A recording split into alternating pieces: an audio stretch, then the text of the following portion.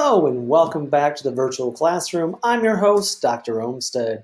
As you can see, today's topic is the westward push.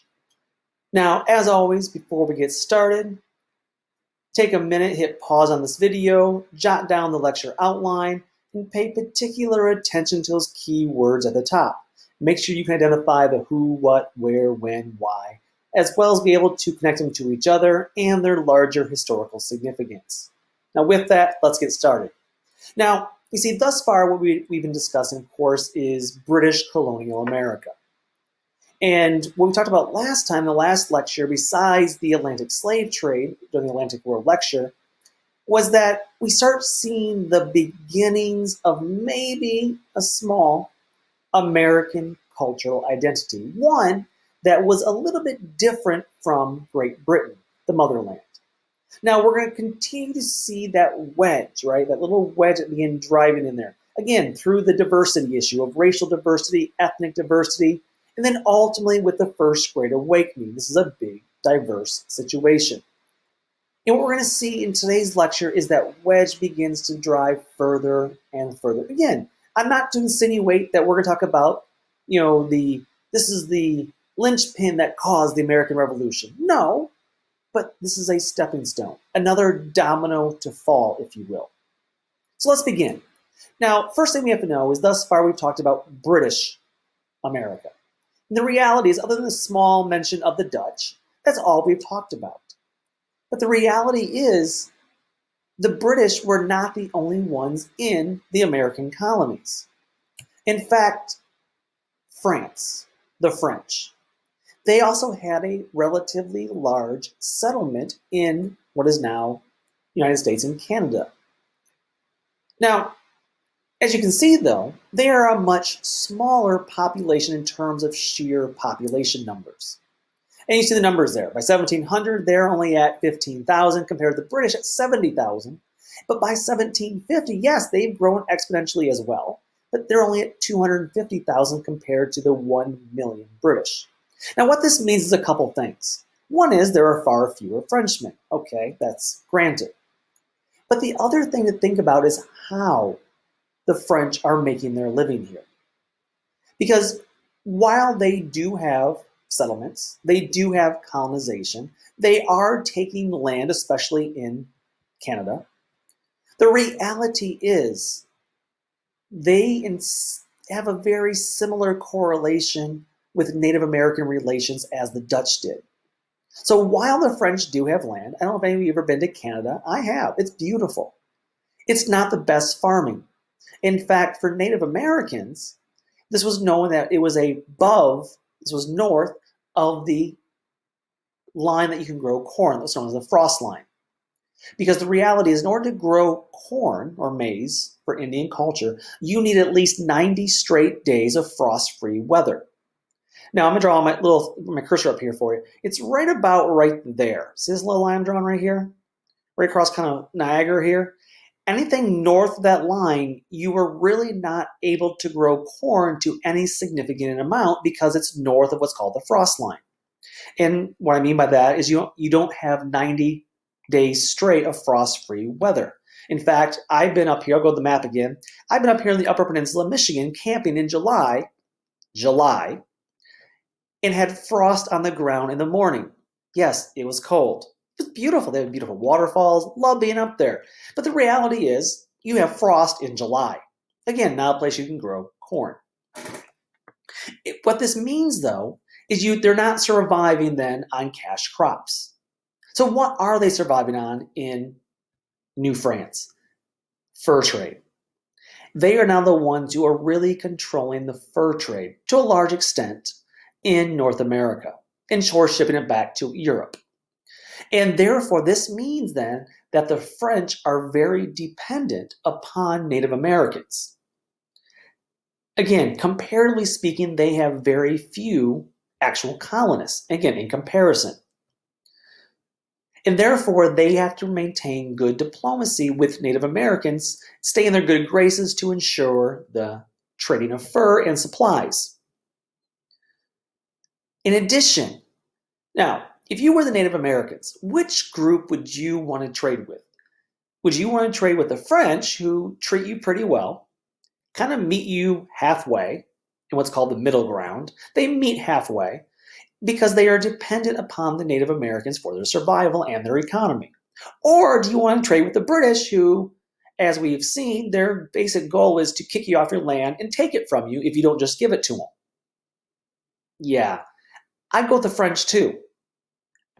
But the reality is the English were strong trade competitors with the French.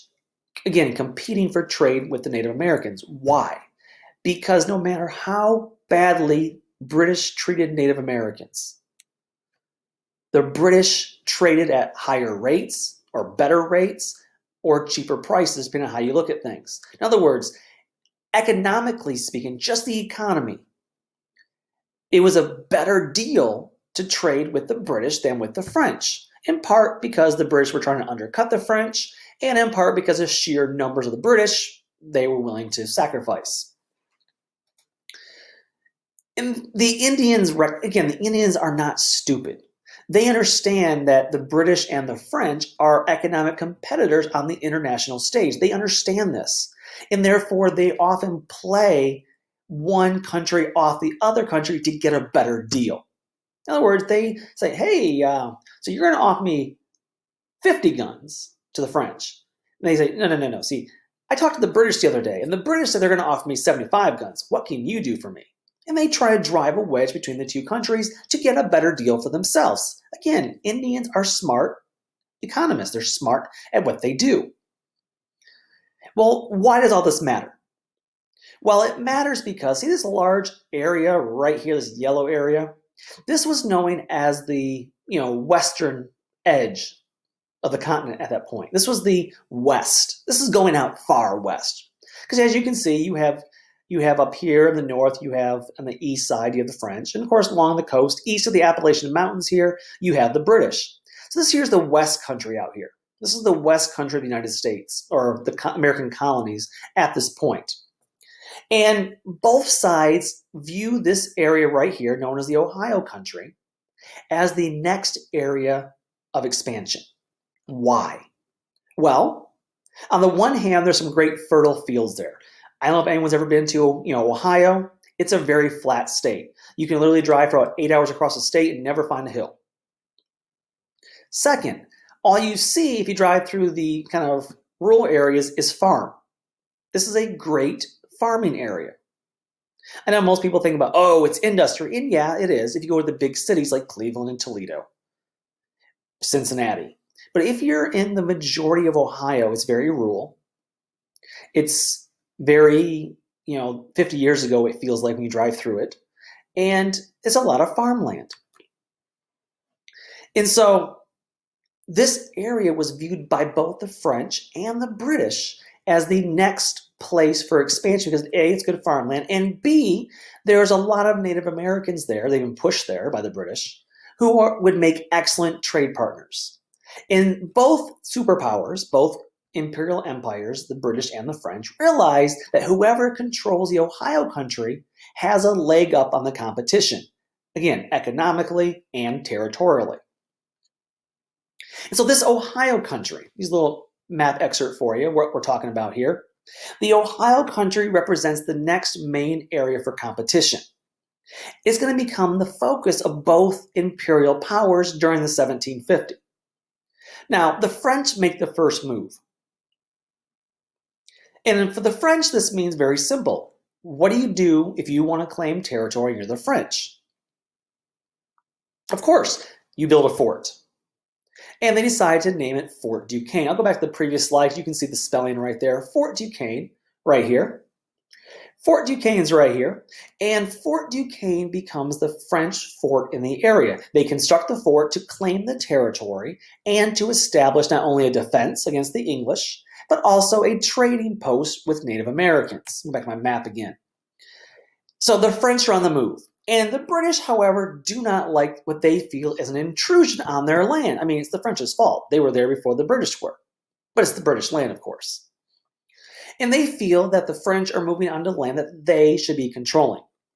And they're extremely peeved. They're extremely irritated. In fact, so much so that the royal governor of Virginia, Governor Dinwiddie, yep, that's his actual name.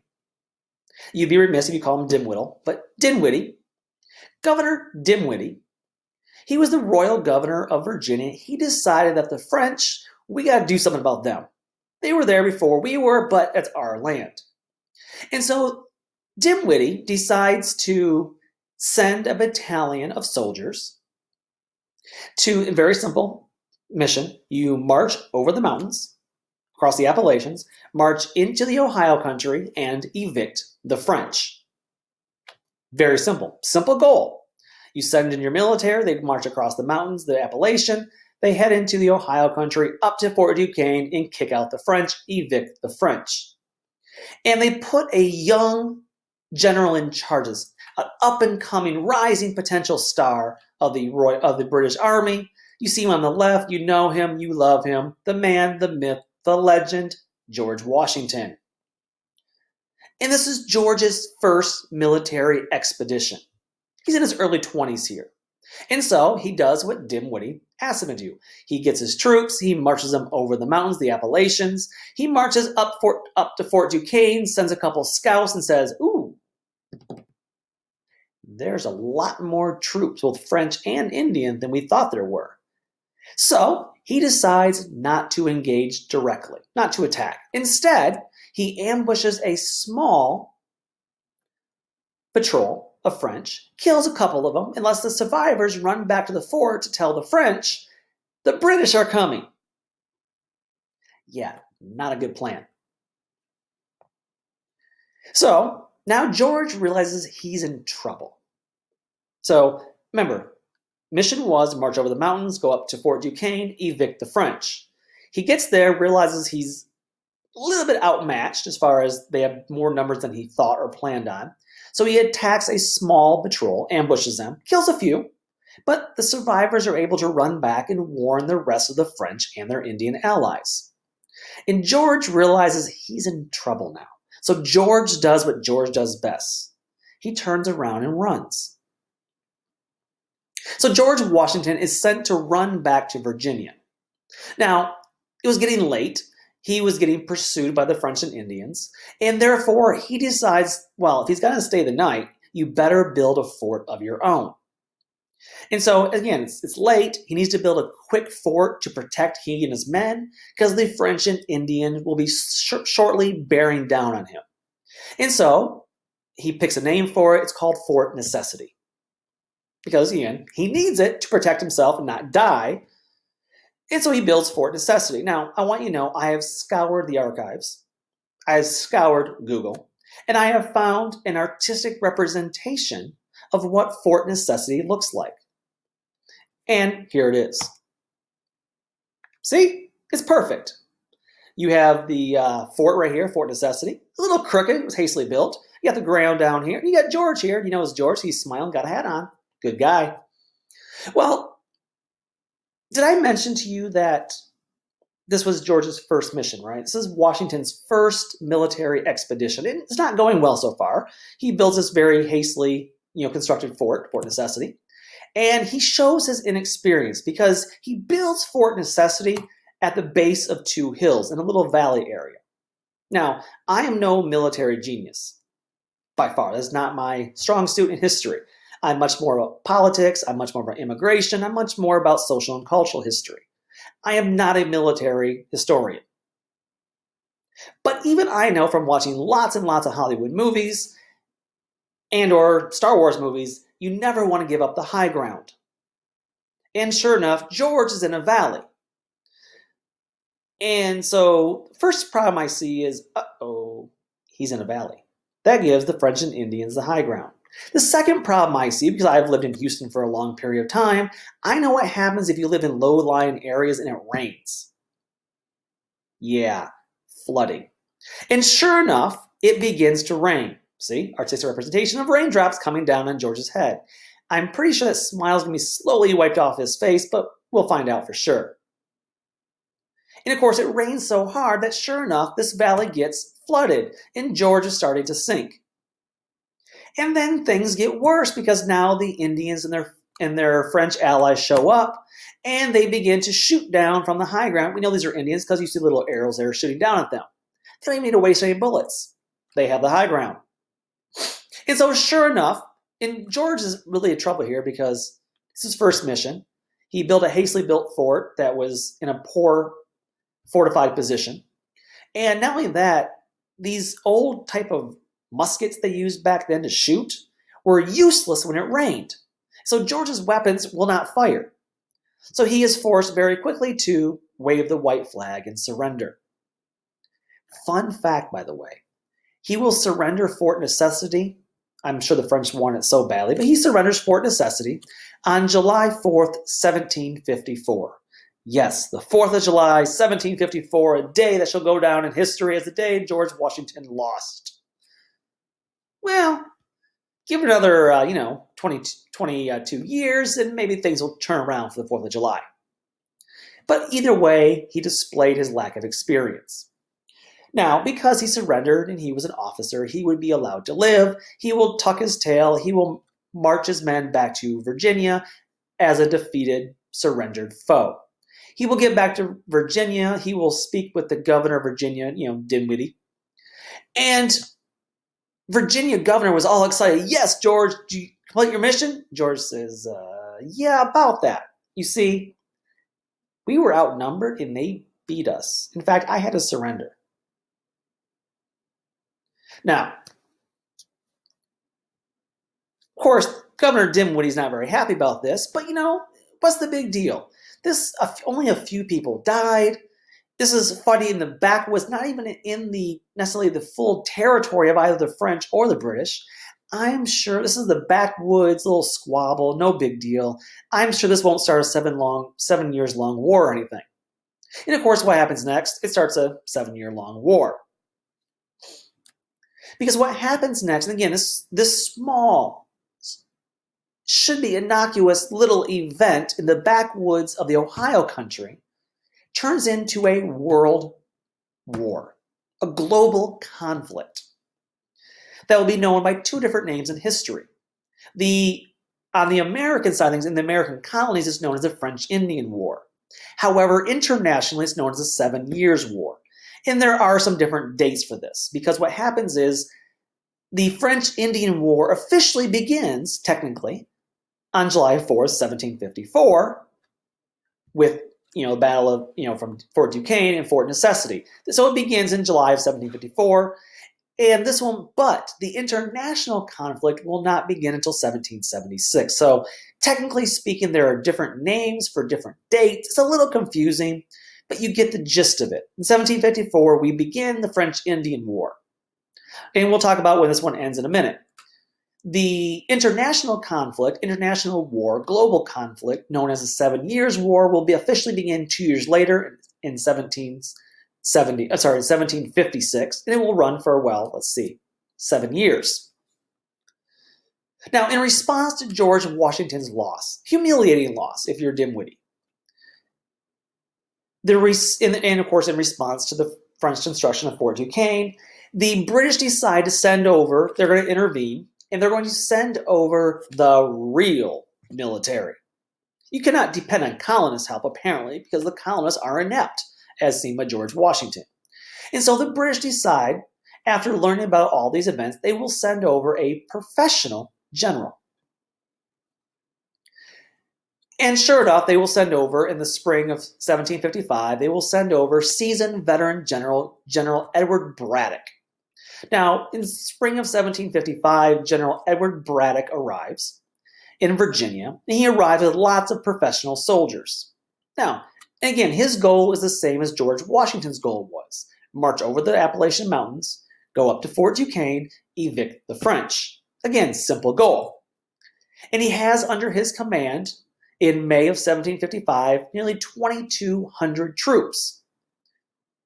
All British regulars. In fact, he wants no help from colonists or from Native Americans.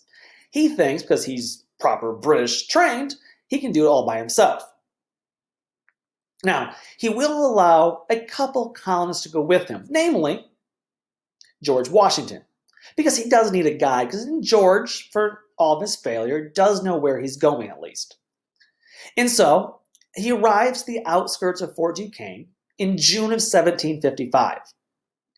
And even though he doesn't want the help of Native Americans, there are a couple hanging around because, Washington trusts them a little bit, and a handful of colonists, including George Washington.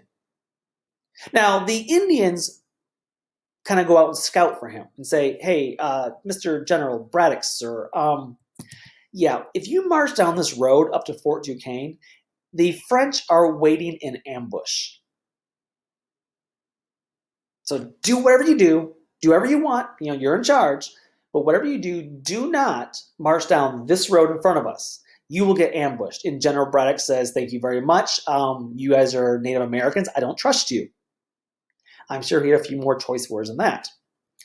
And rather than heed their warnings, he ignores the Native American warnings. And sure enough, he marches his entire 2,200 troop down that road right into an ambush.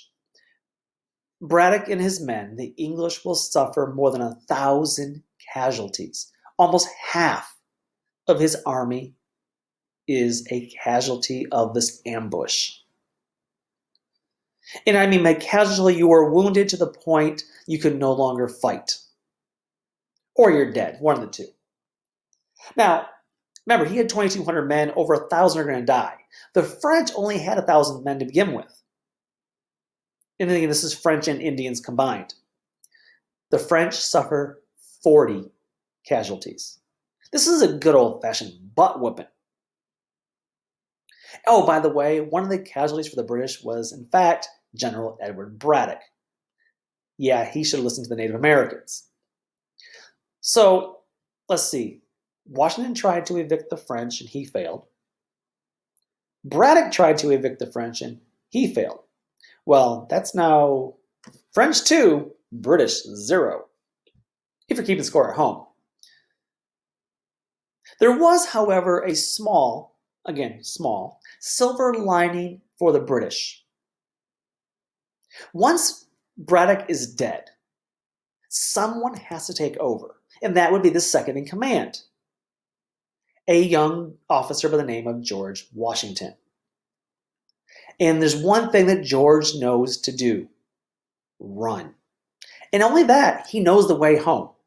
And he safely leads the remaining troops back to safety, saving half the battalion in the process. So he's able to save over 1,000 British soldiers, all survivors now. And of course, Washington himself lives, and able to, in this event, by taking them back to Virginia safely, he's able to recoup his military reputation. Had Braddock not died, we probably might not have ever heard the name Washington in history again, other than as a footnote that he royally screwed up on his first and only mission. Well, that's one small silver lining aside. Things are not going well for the British. In fact, the French are kicking butt. So the French have successfully defended Fort Duquesne twice. And things are going poorly for the English, but extremely well for the French. And these victories in the Ohio country begin to inspire more Native Americans to assist the French, making things even more troublesome for the British. And so in 1754, we had the fight, George Washington Fort Necessity, French win. 1755, General Edward Braddock gets his butt handed to him. He dies. 1755 is another French victory, 2 years in a row. 1756, the French are kicking butt, and in 1756, this becomes a global war, as you see on your screen. The reality is the 7 Years' War is really, for many historians would argue, is one of the first major global wars in history. You could almost label it World War Zero. Because if you look at the map, fighting is going on every continent. Nations are fighting nations. All across Europe, they're fighting individually. They're fighting in Africa. They're fighting in the Indonesia, in Southeast Asia. They're fighting in South America. They're fighting in North America. This is a global war. Now, I'm not suggesting we should rename it. We already have a name for it. It's fine. But just really, this is a global conflict. So 1754, Washington's first mission, French win. 1755, Braddock loses, French win. 1756, French win again, and we start what's called the 7 Years' War here. 1757, the British win again. Now, you gotta realize, we have to look at the warfare back in the 1750s much like a baseball season. They only fought during the summer, like from spring into early mid-fall. So again, basically like a baseball season. They start in about April, they end in about October. Maybe a little smaller sometimes, but it's like a baseball season. So for the 1754 season, the French. 1755, the French. 1756, the French. 1757, the French. The French have now beat the British 4 seasons in a row. They're like the Yankees. Only they're French. So maybe they're the old Montreal team in baseball. Now, the French and their Indian allies are kicking butt in North America. Now, elsewhere in the world, things are a little bit different. But in North America, by 1757, pretty much everywhere, the French are really getting the upper hand. And the British realize they need to turn the tide. And so in 1757, William Pitt comes to power in Great Britain. And he is now in charge of winning the war. That's his goal. He's put in charge. He replaces the previous leader in order to now win the war. That's the point. And so he decides his strategy for the upcoming season is to focus all his attention and energy and resources on North America, specifically the American colonies. He wants to defeat the French and their Indian allies on their home turf in what is now North America. To do this, again, he's at America First philosophy. To do this, Pitt decides to dedicate an enormous, obscene number of troops and basically overwhelm the enemy by sheer numbers. Put so many soldiers in the field, the French, no matter how many they kill, can't compete. That's his goal. He's going to send over thousands upon thousands upon thousands of troops, British regulars, into North America. And his goal is to have 45,000 troops. Remember, Braddock took 2,200. Pitt wants 45,000. Half of them will be British regulars, half will be colonists, trained and equipped by the British. Now, the British will train them, the British will pay them. Which means not only are we putting forth an incredible amount of resources, again, lives, human lives, soldiers, we're also putting an incredible amount of money at stake here. Because you have to pay for the, ship the troops across the ocean. You have to put them in housing. You have to feed them. You have to clothe them. You have to provide ammunition. This is all expensive. And pay for the colonial troops. That's 45,000.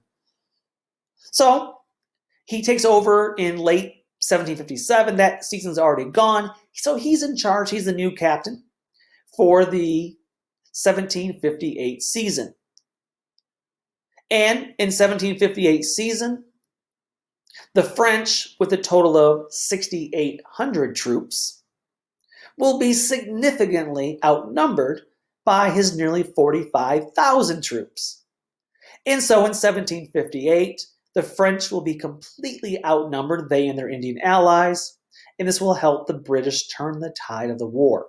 So sure enough, in 1758, go back to our original goal, march across the Appalachian Mountains, head to Fort Duquesne, evict the French. And guess what? They do. In 1758, they finally take Fort Duquesne by completely overwhelming the French and their Indian allies. Now, first thing they do is burn down the fort and build a new fort, because you don't want that French construction, French architecture. And of course, Fort Duquesne is too much of a French name, so we need to rename it. Something more British. Maybe to honor one of our British heroes. I know. Let's call it Fort Pitt, after the mastermind who turned around our season, our franchise.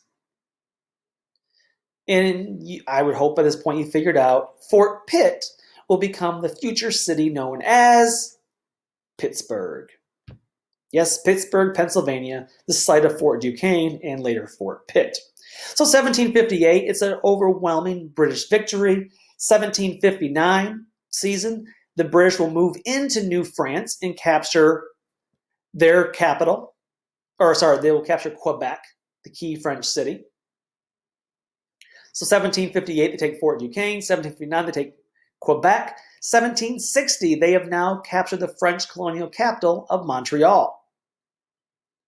And basically by 1760, the fighting in North America is over.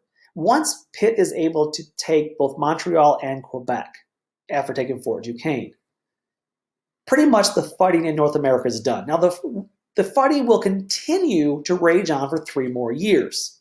Again, internationally. But in North America, essentially the French Indian part of the war lasts from 1754 to 1760. It's about 6 years long.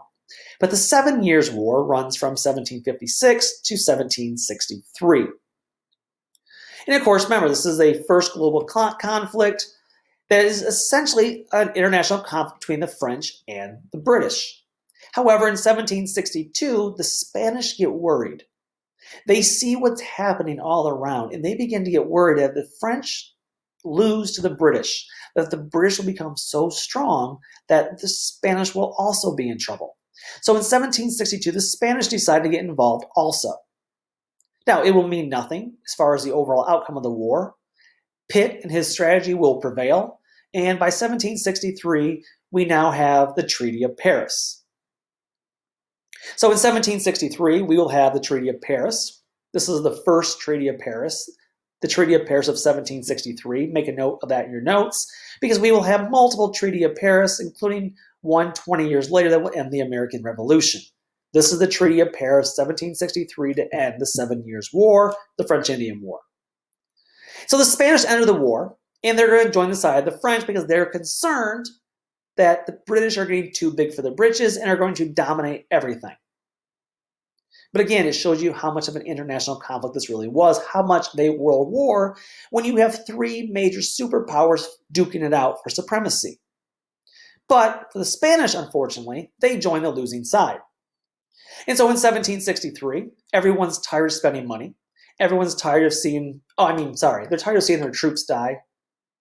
No, I meant the first thing. They're tired of spending money. And by 1763, everyone is ready to sign a treaty. Everybody's ready for peace. So in 1763, we have a Treaty of Paris that will redraw the colonial map. Now, it'll have implications elsewhere as well. But again, this is a U.S. history course. Let's focus on the United States side of things. And of course, as you can see by these 2 maps between the beginning of the 7 Years' War and the end, the big losers here are easy to see, the French. The French are the big losers because the French are basically be kicked out entirely out of North America. As you can see, they have a small little couple islands down here, including Haiti down here they have. They have a couple other small islands as well, but basically they're gone. The Spanish get part of their territory. The British get the majority of it. But the big losers we can see are the French. They are gone from the continent. Now, the Spanish will also lose some territory. They will lose Florida, mainly. Now, they're going to get it back before the Revolution. They'll get it back as part of the Revolution deal. And of course, the United States will get it back in the future. But for the purpose of the 7 Years' War, the Spanish do lose Spanish Florida, which was a place where, remember, enslaved individuals wanted to go to get their freedom. Also why the colonies wanted the land. So all of this redraws the map, the Treaty of Paris of 1763. But there are a couple of huge important outcomes. Number 1, outcome and legacy, the British, by far, are the undisputed strongest global power in the world. The 7 Years' War, by the end of the 7 Years' War, in large part thanks to William Pitt's strategy and their victories, the British are now the undisputed strongest superpower in the world. Hands down, bottom line. Number 1, legacy. Number 2, legacy. You can be sure, though, that no matter what happens in the future, both the French and the Spanish are pissed. And they are going to strike back at the British whenever and however in anywhere they can. American Revolution. Oh, and then legacy number 3. Thanks to William Pitt's strategy that helped win the war, send more troops, spend lots of money, the British debt is going to be extremely high. It's going to increase exponentially and skyrocket. But I'm sure that won't come back to haunt the British at all. Not at all. Let's just focus on how they're the strongest superpower in the world and have lots of debt. Now, the 7 Years' War is an often overlooked but vitally important conflict to understand.